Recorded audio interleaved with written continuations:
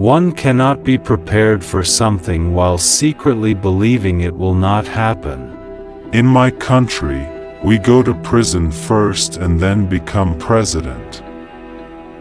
A fundamental concern for others in our individual and community lives would go a long way in making the world the better place we so passionately dreamt of. There can be no keener revelation of a society's soul than the way in which it treats its children. Courageous people do not fear forgiving, for the sake of peace. No one is born hating another person because of the color of his skin, or his background, or his religion. People must learn to hate, and if they can learn to hate, they can be taught to love, for love comes more naturally to the human heart than its opposite. Sometimes it falls upon a generation to be great. You can be that great generation. Let your greatness blossom. A nation should not be judged by how it treats its highest citizens, but its lowest ones. It is said that no one truly knows a nation until one has been inside its jails. Our human compassion binds us the one to the other, not in pity or patronizingly, but as human beings who have learnt how to turn our common suffering into hope for the future. Money won't create success, the freedom to make it will.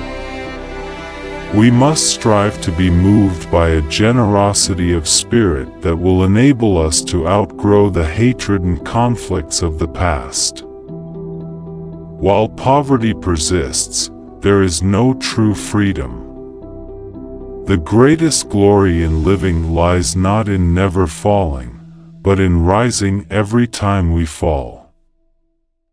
The true character of a society is revealed in how it treats its children. There is no easy walk to freedom anywhere, and many of us will have to pass through the valley of the shadow of death again and again before we reach the mountaintop of our desires. Only free men can negotiate.